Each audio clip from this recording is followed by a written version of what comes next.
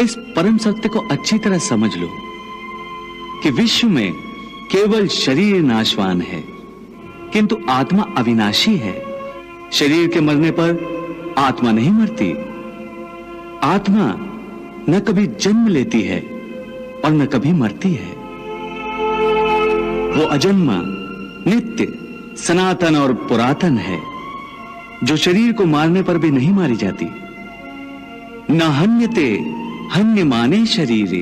केशव, तुम्हारी बातें मेरी बुद्धि को भ्रम में डाल रही हैं। तुम दो बातें एक साथ कह रहे हो जो परस्पर विरोधी हैं। तुम कहते हो कि शरीर मर जाता है, परंतु शरीर का एक हिस्सा जिसे आत्मा कहते हैं वो नहीं मरता।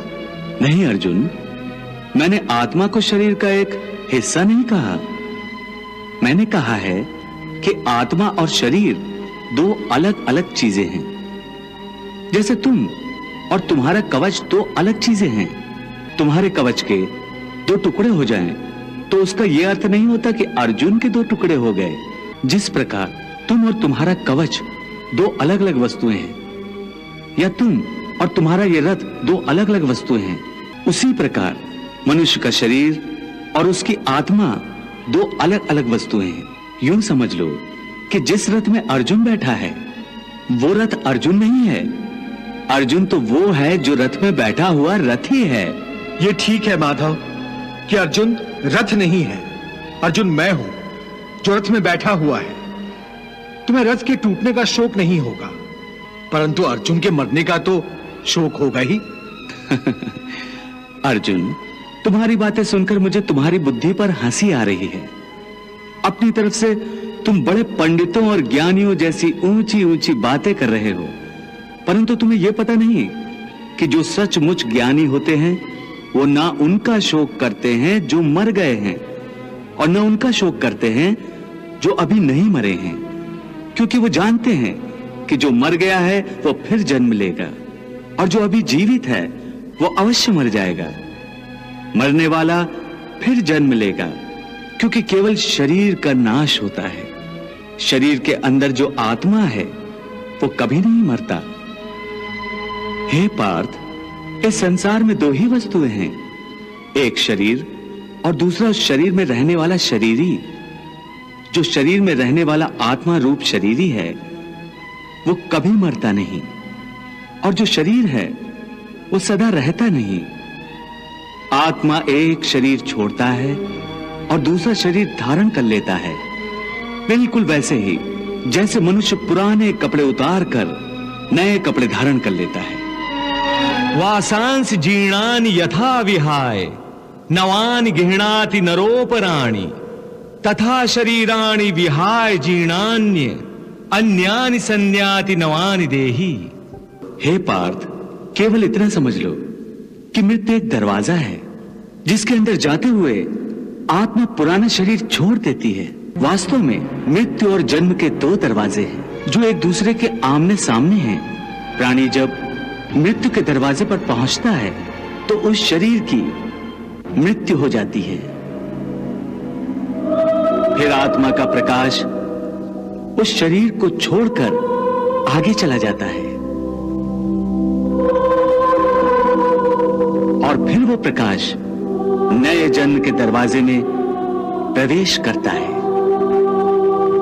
जहां जीवात्मा को फिर से एक नया शरीर प्राप्त हो जाता है, और वहां से उसके नए जन्म की नई यात्रा शुरू हो जाती है।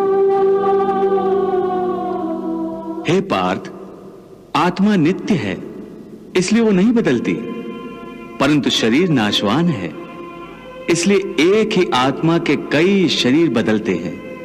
इसलिए हर नए जन्म में वो नए नए शरीर धारण करता रहता है। हर नए जन्म में आत्मा नए नए शरीर तो बदलता ही है, बल्कि हर एक जन्म में भी उसे जो शरीर मिलता है वो एक शरीर भी उसी जन्म में बदलता रहता है। ये बात मेरी समझ में नहीं आई केशव, क्योंकि एक जन्म में तो प्राणी को एक ही शरीर मिलता है। नहीं, एक नहीं, अनेक शरीर मिलते हैं एक ही जन्म में। मैं अब भी नहीं समझा प्रभु। मैं समझाता हूं। याद करो अपना बचपन। उस समय अर्जुन का शरीर कैसा था? एक बालक का। और आज वो शरीर कहाँ है? वो शरीर तो बदल गया इस शरीर में। अर्थात वो शरीर नहीं रहा। आज तुम्हें एक युवक का शरीर मिला है।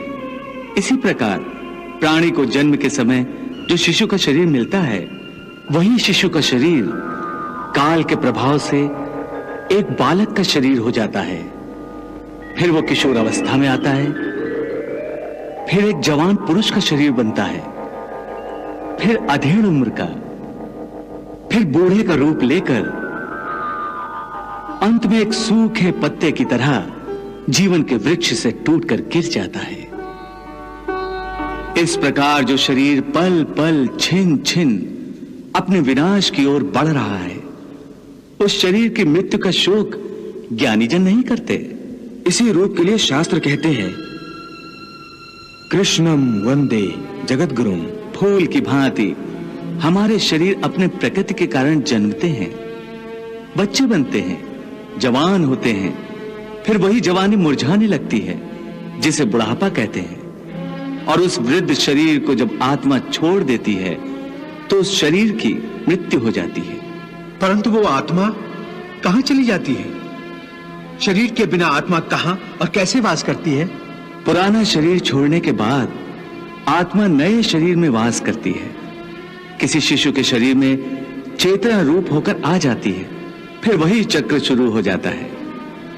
फिर वही जन्मना, रेंगना, उठकर चलना, फिर लड़खड़ाना और गिर जाना।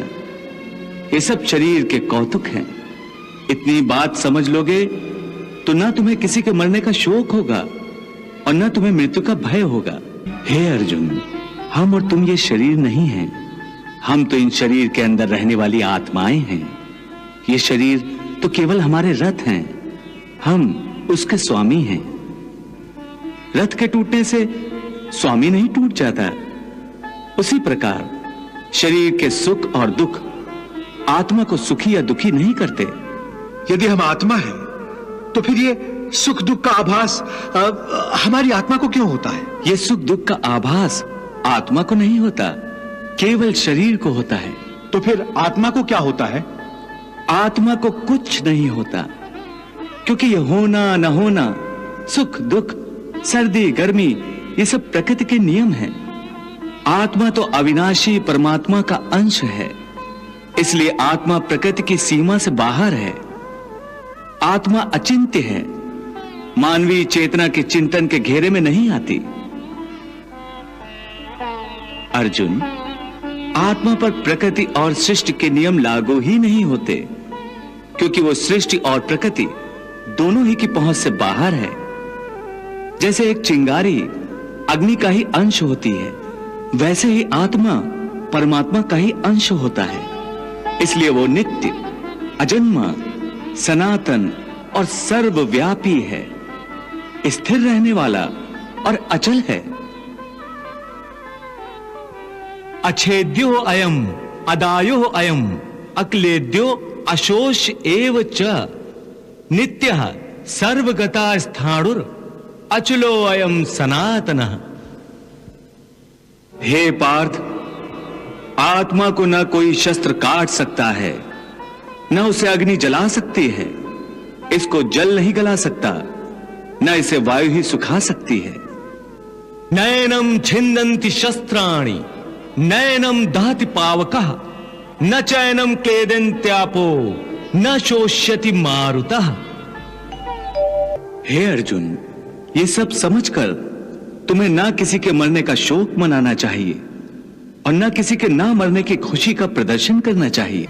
हे केशव, ये सब मानकर भी कि आत्मा नित्य, सनातन और अजन्मा है, उसे शस्त्र नहीं काट सकते, आग नहीं जला सकती, फिर भी प्राणी की आत्मा को दुख सुख, शोक खुशी, मान अपमान, पीड़ा और आनंद का एहसास क्यों होता है?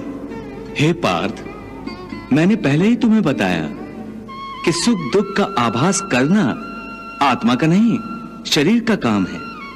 परंतु केशव, शरीर को दुख या पीड़ा तभी होगी जब शरीर को कोई चोट लग जाए या उसका कोई अंग कट जाए।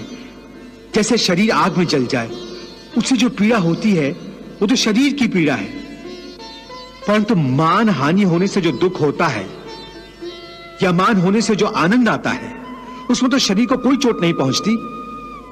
वो मान हानि का दुख, वो अपकीर्ति की पीड़ा तो आत्मा को ही होती है ना।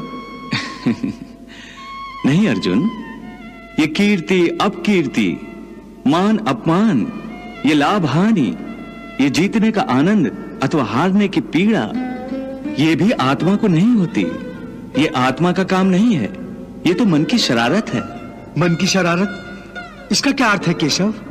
पार्थ, प्राणी के शरीर का एक अदृश्य अंग है मन, जो दिखाई नहीं देता, परंतु वही सबसे शक्तिशाली हिस्सा है शरीर का। ये याद रखो कि मन शरीर का हिस्सा है, उसका आत्मा से कोई संबंध नहीं। आत्मा यदि रथ में बैठा हुआ रथ का स्वामी है, तो मन शरीर रूपी रथ का सारथी है। ये मन ही इंद्रियों के घोड़ों को इधर उधर भटकाता है।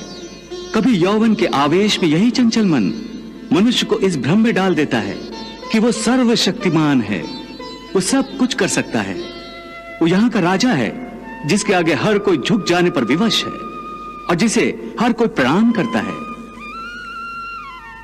जिस तरह दीपक की बाती को दीपक तले छुपा अंधेरा दिखाई नहीं देता, उसी तरह जवानी को उसके पीछे छुपा बुढ़ापा और कमजोरी दिखाई नहीं देती। परंतु जब शरीर के दीपक में यौवन शक्ति का घी जल जल कर समाप्त होने लगता है और दीपक तले छुपा अंधेरा बढ़ने लगता है, तो मनुष्य घबराकर चिल्लाने लगता है, मैं बीमार हूं। ये रोने का नाटक भी मन ही करता है। हे अर्जुन, मनुष्य को मैं के घमंड की मदिरा पिलाकर मदहोश करने वाला पाखंडी केवल मन है।